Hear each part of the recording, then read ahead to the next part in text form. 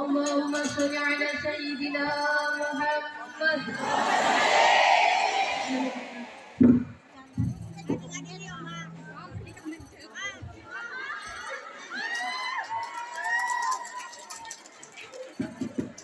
Halo, halo. Halo.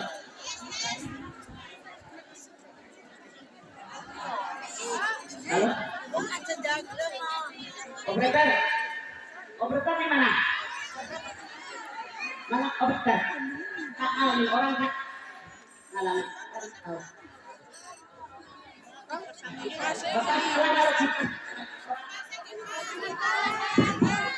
Halo. Operator, saya minta kontrol saya dong. Jangan pakai bas. Betul. Kontrolnya tolong dinaikin. Tolong naikin. Kalau mau kontrol, naikin, basnya hilangin, hilangin. Ganjel dong, di depan. Halo. Bentar, depannya ini ganjel. Salonnya ganjel, biar suaranya ke saya. Depannya ganjel. Oke. Halo.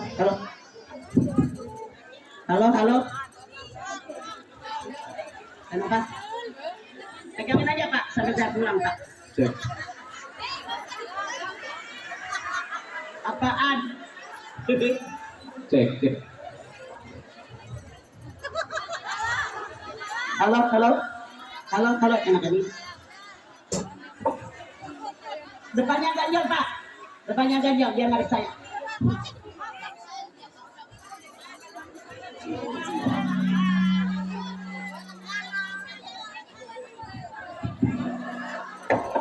Halo.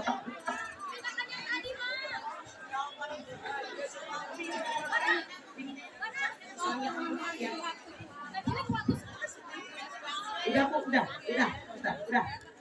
Ganjel biar ngadep saya. Ini kipas ngalangin orang maksud saya.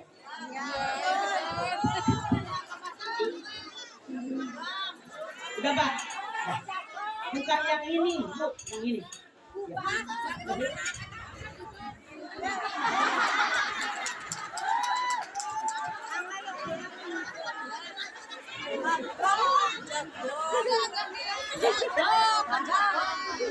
Halo. Operator, kalau jangan operator, terima kasih. Operator, kalau mau yang ini saya pakai yang kabel. Gimana sih operator? Mana sih? Saya pakai mic yang kabel. Kalau maunya taikin yang kontrol saya, oke?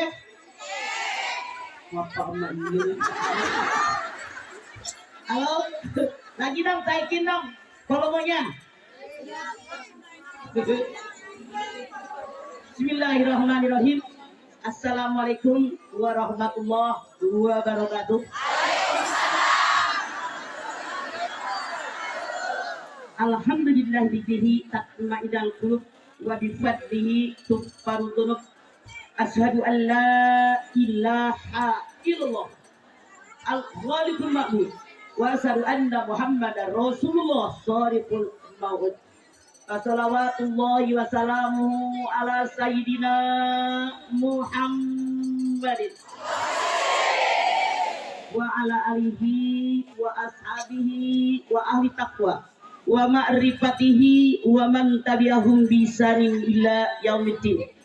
Faqala Allah ta'ala fil Qur'anil Karim, Bismillahirrahmanirrahim. Subhanalladzi asra bi 'abdihi laila minal masjidil haram ilal masjidil aqsa alladzi barakna haulahu linuriyahu min ayatina lampu innahu huwas samiul basir. Shadaqallahul adzim. Yang saya hormati Bapak Kepala Desa Batunyana, bukan lampu itu, lampu HP nih. Udah dimatiin, silau gitu loh mata gue. Ember. Sorry ya nenek-nenek. Yang saya hormati Bapak Kepala Desa Batunyana. Yang saya hormati Bapak Camat Bojong, Kiai Haji Atoni, Ustadz Haji Sodirin, yang saya hormati Ustadz Haji Abdul Ghafur, yang saya hormati para alim ulama, tokoh agama, tokoh masyarakat. Bapak Ibu hadirin sekalian, pertama-tama kita panjatkan puji dan syukur kita kehadirat Allah Subhanahu wa Ta'ala yang telah memberikan nikmatnya buat kita semua, terutama nikmat iman, nikmat Islam, nikmat sehat wal afiat, nikmat diberikannya umur yang panjang buat kita semua. Alhamdulillah saat ini kita ada di Bojong, desa Batu Nyana apa nanya? dalam rangka peringatan. Duduk. Ibu duduk, ribet melihat kacamata bibirnya merah banget ini nih. Duduk. Ngalangin orang soalnya. Sorry ya. Tugas Anda banser bukan ngalangin orang. Oke? Kasihan yang di belakang. Duduk. Punten ya. Ini berapa nih Bu? Kacamata hitam takut gak kelihatan.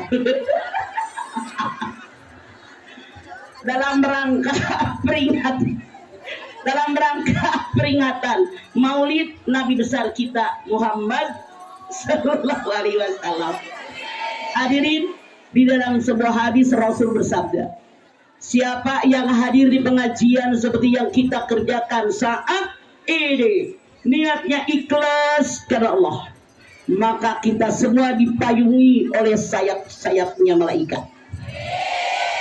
Di mana malaikat yang sayapnya memayungi kita semua bermohon kepada Allah Subhanahu wa Ta'ala agar semua dosa yang pernah kita lakukan diampuni oleh Allah.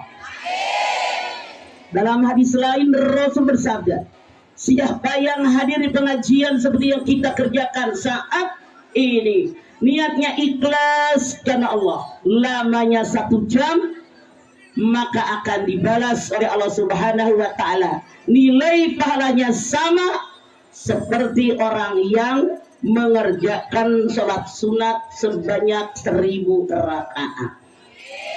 Pernahkah mbak-mbak, emas-emas sholat sunat 1000 rakaat? Tahajud piro kan? Piro ngono. Berapa rakaat tahajud? 2. Masya Allah, bibir sampai merah, kacamata hitam, tahajud 2. Gayaan dandanannya daripada tahajudnya. Saya yakin panitia dan kita semua berharap semoga habis peringatan Isra Mi'raj siang hari ini ibadah kita kepada Allah semakin baik dan meningkat. Hadirin, Allah Subhanahu wa Ta'ala berfirman, subhanalladzi asra bi 'abdihi laila minal masjidil haram ilal masjidil aqsa alladzi barakna haulahu linuriyahu min ayatina innahu huwas samiul basir. Subhana ini para ulama mengatakan kalimat ta'ajub. Kenapa disebut kalimat ta'ajub? Karena peristiwa yang Allah Subhanahu wa Ta'ala sampaikan kepada kita setelah kalimat subhana membuat kita semua takjub. Punten dong panitia, salon ini tak ketengahin, mak-mak ke alangin tuh yang di bawah. Gotong kang, mak-mak protes tuh. Ini salon majuin, awas kabarnya copot. Udah diem rempong, udah ngomong tuh terlambat. Dari tadi gitu loh. Ya, oke. Kegiatan lu, dadah. Kita nambah, kasihan mama pelongan. Njeh gono. Tahunya cuma njeh gono doang.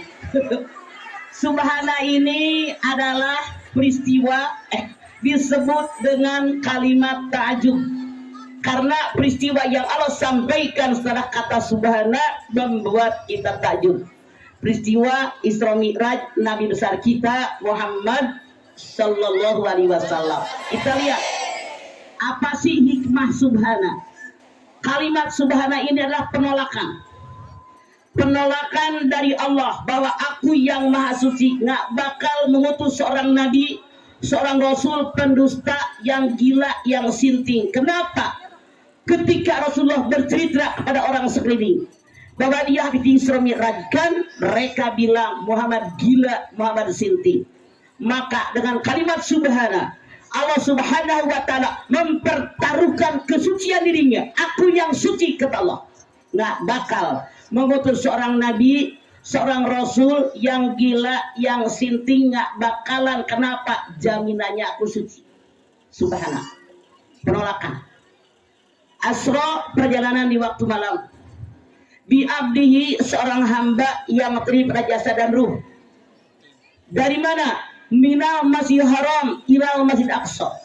Mana Masjidil Haram? Anda silahkan lihat di dalam surat Ali Imran ayat 96. Inna awwala baitin wudi'a lin-nasi lalladzi bi Bakkata mubarakan wa hudan lil alamin. Sesungguhnya rumah ibadah yang pertama dibangun oleh Allah linnas buat manusia, bi Bakkata, yang ada di kota Bakkah, mubarakan, yang diberkahi sekelilingnya, petunjuk bagi segenap alam. Jadi yang disebut dengan Masjidil Haram, jawabannya ini kata Allah. Rumah ibadah yang pertama dibangun oleh Allah linnas buat manusia yang ada di kota Bakkah, yang diberkahi sekelilingnya, petunjuk bagi segenap alam. Di lapisan langit yang kedua ada yang disebut dengan Baitul Ma'mur, tempat tawafnya malaikat setiap saat. Dalam Ali Imran 96 Allah menyatakan, Allah subhanahu wa ta'ala memerintahkan para malaikat membangun Ka'bah Baitullah persis di bawah Baitul Ma'mur, tempat tawafnya manusia setiap saat. Di mana? Kata Allah, di Bakkah, di kota Bakkah. Kenapa di Quran dibilang Bakkah? Kenapa kita manggilnya Makkah?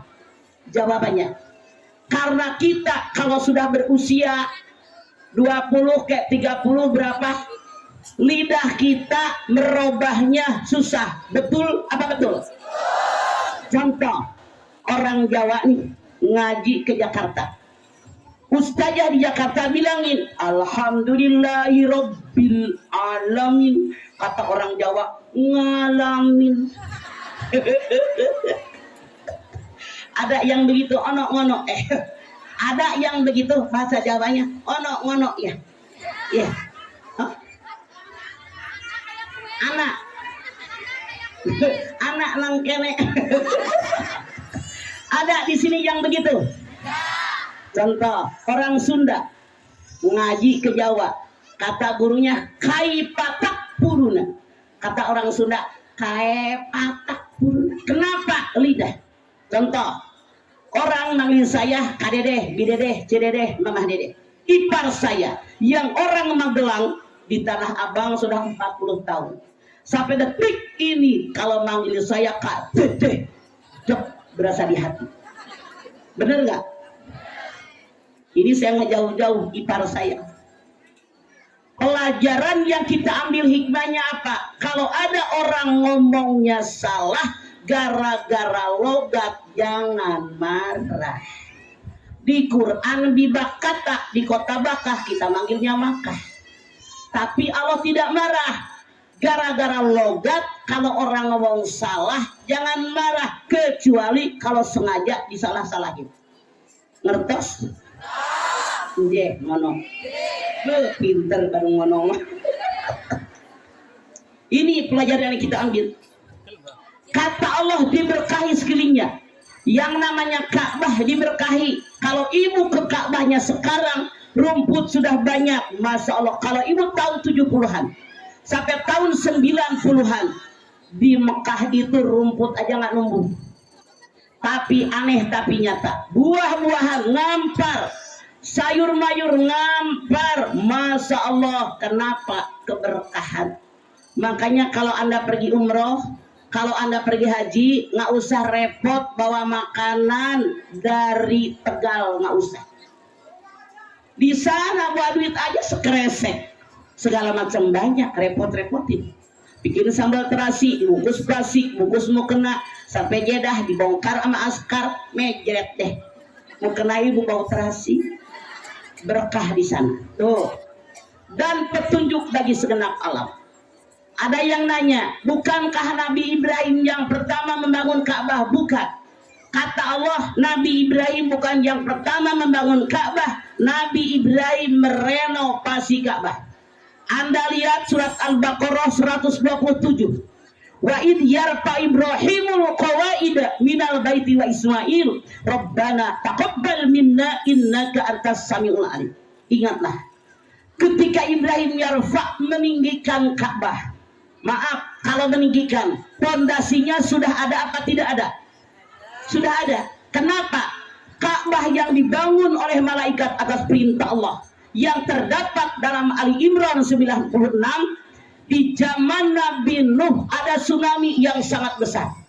Maka bangunan Ka'bah rontok, habis atasnya, pondasinya utuh. Kemudian Anda bisa lihat di dalam Al-Baqarah 127, 4.000 tahun yang lalu Allah Subhanahu wa Ta'ala perintahkan Nabi Rasulnya Nabi Ibrahim alaihissalam merenovasi Ka'bah, meninggikan Ka'bah. Wa idh yarfa Ibrahimul qawaida minal baiti wa Ismail. Tuh, ingat kalian. Ketika Ibrahim dengan Ismail meninggikan Ka'bah, sekali lagi Nabi Ibrahim merenovasi Ka'bah. Karena dalam Ali Imran 96 kata Allah yang pertama membangun Ka'bah malaikat atas perintah Allah. Cuman di zaman Nabi Nuh hancur kena tsunami. Maka 4.000 tahun yang lalu Allah perintahkan Nabi Ibrahim merenovasi Ka'bah. Tapi ada yang aneh. Kata Allah dalam ayat ini, Nabi Ibrahim nggak sendirian, tapi dengan Ismail. Padahal kita tahu dalam sejarah Nabi Ibrahim di Palestina, Ismail di Mekah dengan ibunya. Apa hikmah yang kita ambil? Bahwa yang namanya seorang ayah dengan anak-anak, walaupun tempat tinggalnya berjauhan, hatinya tetap menyatu dan wajib bekerja sama. Itu hikmah yang kita ambil. Jadi Nabi Ibrahim nggak sendirian, dengan putranya Ismail merenovasi Ka'bah. Anda lihat, yang namanya Ka'bah, pondasinya di barat laut, barat daya, timur laut, dan tenggara. Kenapa?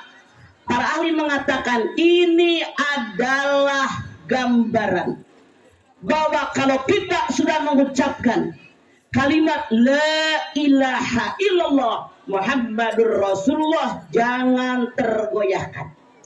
Karena fondasi yang dibangun barat laut, barat daya, timur laut, dan tenggara, para ahli mengatakan ini lambang kekuatan, lambang kekokohan. Makanya tsunami datang begitu besar, fondasinya tetap utuh, yang rusak hanya atasnya saja.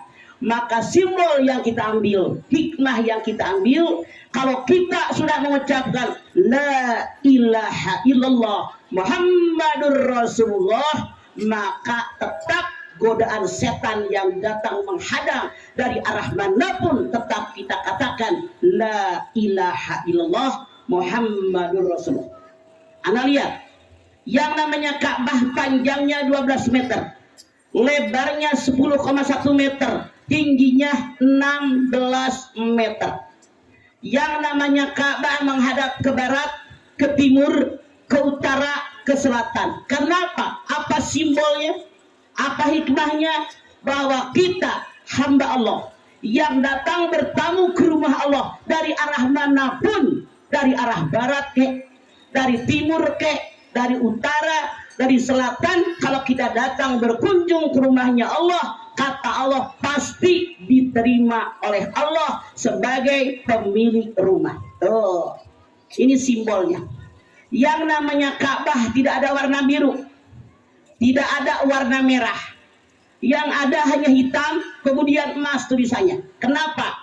Gambarannya kata Allah, kalian hidup di alam dunia jangan neko-neko, yang wajib kalian cari libtigha'i mardatillah, yaitu keridoan daripada Allah Subhanahu wa Ta'ala. Ini yang disebut minal Masjidil Haram. Kemudian kemana? Ilal Masjid Aqsa, sampai Masjid Aqsa. Masjid Aqsa itu ada di Palestina, Bu. Sejarah mengatakan kalau Masjid Haram direnovasi oleh Nabi Ibrahim, kalau Masjid Aqsa dibangun oleh Nabi Yakub. Ini 40 tahun setelah Masjid Haram dibangun. Jadi duluan Masjid Haram, baru Masjid Aqsa. Masya Allah, kalau Anda pergi ke Aqsa, luar biasa, terenyuh hati kita. Sekarang apalagi, di mana-mana tentara pada megang senjata. Makanya hotel orang Indo tidak ada yang dekat dari Masjid Aqsa, semua jauh. Ini pelajaran banget buat kita. Luar biasa perbedaan penduduk Palestina dengan orang Israel, dihalangi dengan pagar yang sangat kokoh, yang sangat tinggi. Mereka diasingkan. Anda bisa lihat sekarang di YouTube tiap hari bagaimana mereka menghajar saudara-saudara kita di Palestina. Luar biasa. Nah, ini perjalanan Isra Mi'raj. Anda lihat yang namanya Isra Mi'raj. Kenapa Allah Subhanahu wa taala mengisra Mi'rajkan Rasulullah? Pada saat itu istri beliau meninggal. 3 bulan kemudian pamannya Abu Thalib meninggal. Sedih yang luar biasa. Dihibur oleh Allah Subhanahu wa taala dengan diisra mi'rajkan. Apa hikmahnya? Kalau kita punya tetangga, punya saudara, punya keluarga yang kena musibah, jangan Anda mensyukuri mereka kena musibah, tapi hibur mereka. Karena Allah saja ketika Muhammad Rasulnya sedih istrinya meninggal, pamannya yang merawat dia dari kecil meninggal, oleh Allah dihibur dengan cara diisra mi'rajkan. Ini pelajaran kita sebagai tetangga, sebagai saudara, sebagai keluarga. Kalau teman kita, saudara kita ada yang kena musibah, rangkul oleh kita, hibur oleh kita, tenangkan oleh kita, bahwa Allah la yukallifullahu nafsan illa wus'aha. Bu, sejarah peristiwa Isra Mi'raj disampaikan dalam Bani Israil ayat pertama, tapi hikmahnya Allah sampaikan dalam surat An-Nahl. Ibu tahu arti An-Nahl? Lebah. Lebah. Kenapa lebah? Lebah itu makhluk yang banyak memiliki keistimewaan. 1, lebah ini dipimpin oleh ratu lebah. Saya tanya Anda, yang namanya ratu cewek apa cowok? Oke. Artinya hikmah yang kita ambil, walaupun seorang cewek boleh memimpin gitu, asal jujur. Anda mau lihat bagaimana Siti Hadijah. Dia punya perusahaan yang sangat-sangat besar. Lihat Siti Aisyah, pernah menjadi panglima perang dalam perang onta. Yang penting cewek tadi punya kemampuan dan punya kemauan. Kecuali dalam urusan rumah tangga, Anda bisa lihat An-Nisa 34, Ar-rijalu qawwamuna 'alan nisa, sampai ujung ayat. Laki-laki kepala keluarga dalam rumah tangga. Tapi gambaran dari surat An-Nahl tadi, Allah mengatakan bahwa kita seorang perempuan pun boleh jadi pemimpin, asal bukan mimpin sholat, mimpin rumah tangga, di tempat lain diperbolehkan. Buktinya Siti Hadijah, istri Nabi yang pertama, seorang pengusaha yang hebat, pegawainya banyak ribuan, termasuk Nabi Muhammad pegawai dia. Anda lihat Siti Aisyah, istrinya Nabi yang dinikahi waktu masih perawan, masih sangat muda. Dia pernah menjadi panglima perang dalam perang onta. Artinya kita perempuan, kalau kita punya kemampuan, punya kemauan untuk mimpin, diperbolehkan. Oke, Anda lihat lagi. Anda lihat yang namanya ratu lebah. Itu anak buahnya kata para ahli rata-rata 30.000 ekor, itu paling banyak. Aneh tapi nyata. Ratu lebah yang perempuan punya anak buah 30.000 ekor lebah jantan, tidak pernah sekalipun dia berbuat zina. Apa hikmah yang kita ambil kalau kita mengaku umat Nabi Muhammad Sallallahu Alaihi Wasallam? Jangan melakukan perbuatan zina. Tahu zina? Mana? Anda silakan lihat Bani Israil 32. Wala taqrabuz zina innahu kana fahishatan wa sa'a sabila. Jangan kalian mendekati perbuatan zina. Zina itu perbuatan keji dan sangat hina. Kata Allah, jangankan zinanya, PDKT-nya pun dilarang. Ibu tahu PDKT? Naon? Pinter. Bu, apakah orang zina langsung zina? Tidak. Kenalan dulu, tukaran nomor HP, ngajak makan bakso, ngajak jalan-jalan, ngajak nonton, ngajak apa lagi? Mending kalau ngajak ngaji, baru zina. Dan dalam ilmu fikih zina terbagi dua. Berapa, Bu? 1, zina muhsan. Mana zina muhsan? Orang yang berbuat zina dia sudah pernah menikah. Bagaimana hukumannya? Dia wajib dikubur sampai pinggang, di pinggir jalan raya, di sampingnya ditumpuk batu yang tidak tajam. Semua manusia wajib limpuk dia sampai mati, baru dosanya terhapus. Titik. 2, ada zina ghair muhsan. Orang yang berbuat zina dia belum pernah menikah. Bagaimana hukumannya? Anda silahkan lihat di dalam surat An-Nur ayat 2. Az-zaniyatu waz-zani fajlidu kulla wahidin minhuma mi'ata jaldah. Penzina perempuan, penzina laki-laki, dua-duanya dicambuk 100 cambukan yang sangat kuat. Hadirin, biasanya Allah Subhanahu wa taala kalau memerintah laki-laki baru perempuan. Aneh tapi nyata. Dalam masalah hukuman zina dimulai dengan hukuman perempuan baru laki-laki. Kenapa? Para ahli tafsir mengatakan dalam tanda kutip, kebanyakan orang yang berbuat zina dimulai godaan seorang perempuan. Sok dandan. Boleh kita dandan? Boleh. Innallaha jamilun yuhibbul jamal. Allah indah, Allah suka dengan indah-indah, tapi ada aturan. Anda lihat bagaimana kita dandan. Silahkan Anda lihat Al-Ahzab 33. Waqarna fi buyutikunna wala tabarrujna tabarrujal jahilatal ula. Perempuan layak tinggal di rumah, boleh keluar rumah. Kata Allah, jangan tabarruj. Oposi yang nomonyo ya. Kalau namanya orang Jawa apa? Oke. Oposi yang namanya tabarruj, dandan berlebihan. Boleh dandan. Sok. Kalau alis Anda kurang keren dikit, bedak dikit, lipan setip dikit. Ini malo ilaha illallah.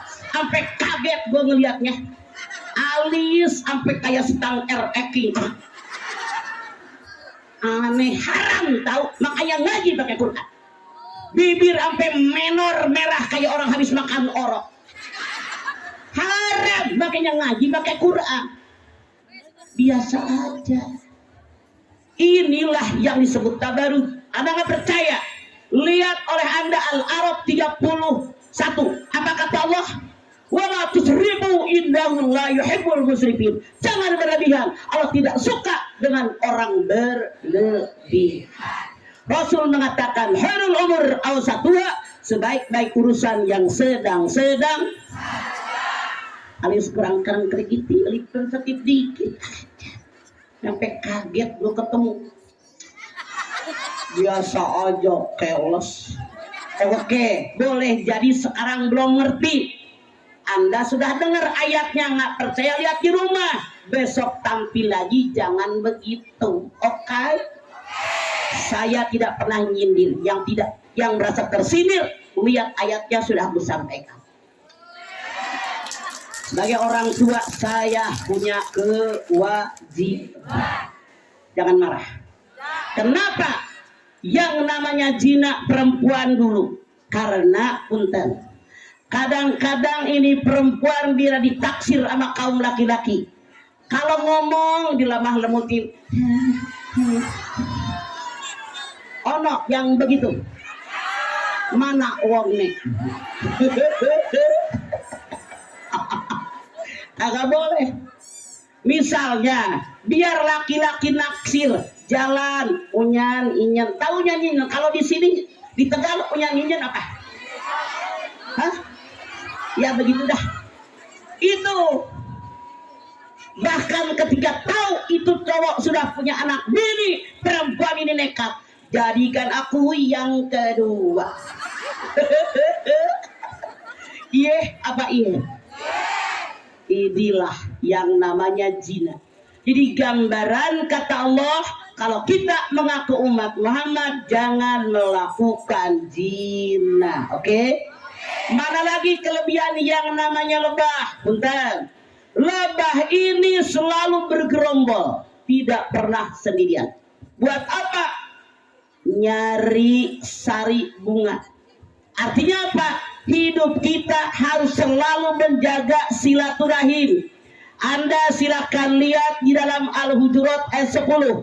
Innamal mu'minuna ihwatun fa'aslihu baina ahwakum wattaqullaha la'allakum turhamun. Kata Allah, kalian ini orang yang beriman bersaudara, damaikan. Kalau ada yang bertikai di antara kalian, bertakwa kepada Allah, karena Allah Maha Pengasih, Maha Penyayang. Kata Allah, kita ini saudara. Makanya hidup kita selalu membutuhkan orang lain. Manusia makhluk sosial, tidak ada satupun manusia yang tidak butuh orang lain. Betul apa betul? Jangankan acara besar kayak begini, di rumah keluarga kita ada suami, istri, anak-anak, itu kerjasama yang baik. Kita manusia selalu membutuhkan orang lain. Senyum aja, kalau ada senyum sendirian, tidak ada orang lain. Normal apa gila? Baru senyum. Makanya di mana-mana kita harus dengan orang lain, kerjasama yang baik. Begitu kata Allah. Sekarang Anda lihat, apa yang dicari oleh para lebah? Sari bunga. Betul nggak? Bunga rambutan, bunga mangga, bunga segala macam lah. Bunga bang mak empok tuh yang nyari. Maksudnya apa? Kita yang mengaku umat Nabi Muhammad, nyari rezeki harus yang halal. Anda silakan lihat Al-Baqarah 168. Ya ayuhan nas, kulu bimma fil ardi halalan thayyiba wala tattabi'u khutuwatis syaitan innahu lakum aduwwun mubin. Hai manusia, kata Allah, makan semua yang di muka bumi, syaratnya halalan thayyiba. Halalan thayyiba secara hukum, halalan thayyiba cara memperolehnya, thayyib hasilnya. Kalau tidak halal thayyibah, kata Allah, kalian mengikuti langkah setan. Setan musuh yang paling nyata. Nah, mana yang dilarang? Anda lihat Al-Baqarah 188. Wala taqulu amwalakum bainakum bil batil wa tudlu biha ilal hukam li taqulu fariqam min amwalidas. Jangan kalian makan harta orang lain dengan cara batil. Jangan kalian nyogok hakim buat menangkan perkara, padahal kalian tahu tentang hukum. Punten, ada nggak manusia yang makan hak orang dengan batil? Mana orangnya? Contoh, Anda beli cabai sekilo, udah ditimbang, nyomot, tambahin bang, haram, maling. Anda beli bawang sekilo, nyomot, tambahin bang, jangan, itu maling. Anda beli duku, beli lengkeng di pinggir jalan, mending kalau banyak 2 kilo, mau nyobain pakai otak. Nyobain duku 1, nyobain lengkeng 1, ini mah nyorok cowok, habis 7. Itu maling. Jangan bercanda, bener. Pergilah ada ngaji, maaf, dapat 1 bungkus udah. Ini mah kadang-kadang piring dari sana belum sampai ke sini langsung masukin di tas. Ada yang begitu? Berapa sih harga kue? Dikasih anak, pantes anak lu pada bengal, pada ngelawan. Susah dinasehatin, soalnya itu kue hak orang lain. Bagi rata seorang satu, itu yang benar. Jangan rakus. Makanya Anda lihat waktu motong korban, Ismail nggak jadi sembelih, digantinya pakai apa? Binatang atau bukan? Binatang. Maksudnya apa? Manusia karena sangat mulia tidak layak dikorbankan. Yang harus dikorbankan dari kita manusia sifat kebinatangan. Oke? Apaan? Rakus, buas, tamaruk, serakah, egois, pengen menang sendiri, itu yang wajib dibuang. Karena kita ini saudara. Kalau ada tetangga yang berantem, kata Allah, ta'aslihu, didamaikan. No, lebah nggak pakai berantem, diakurin. Jangan-jangan ada tetangga berantem, Anda jadi kompor meleduk, dipanasin. Mbak, nggak berani, Mbak. Lawan, Mbak. Kalau nggak berani, gue bantuin, Mbak. La ilaha illallah. Itu bukan umat Nabi Muhammad. Nabi Muhammad mah umatnya bersaudara, selalu menjaga silaturahim, guyup nih seperti ini. Ini yang benar. Kemudian lihat lagi oleh Anda, yang namanya mereka itu membuat sarang lebah itu segi 6, betul? Ada nggak yang segi 3?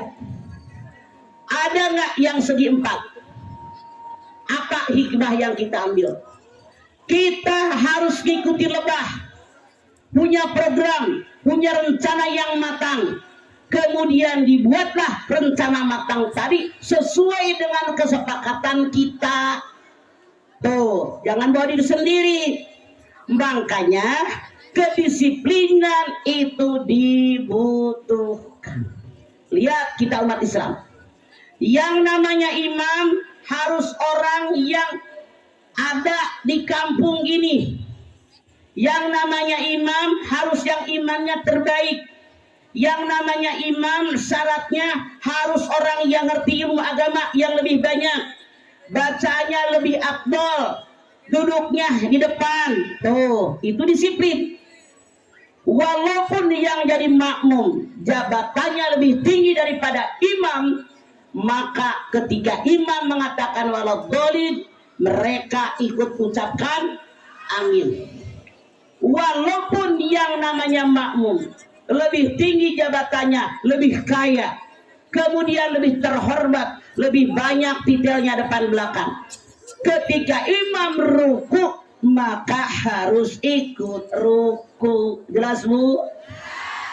Karena Allah mengatakan di dalam surat Al-Baqarah ayat 43, kata Allah, waqimus sholah, dirikan sholat, warka'u ma'ar rakiin, ruku bersama orang ruku. Apa maksudnya? Hidup harus dalam satu komando. Tuh, lebah bikin sarangnya sama. Sekarang Anda lihat, yang namanya lebah makanya sari bunga, yang dihasilkan apa? Madu. Madu enak nggak? Manis nggak? Enak, manis, obat segala penyakit. Anak ibu panas dikasih madu sembuh. Anak ibu meriang dikasih madu sembuh. Ibu menggigil makan madu sembuh. Suami ibu letoy dikasih madu gagah. Ibu mau minum madu, ibu mau di madu.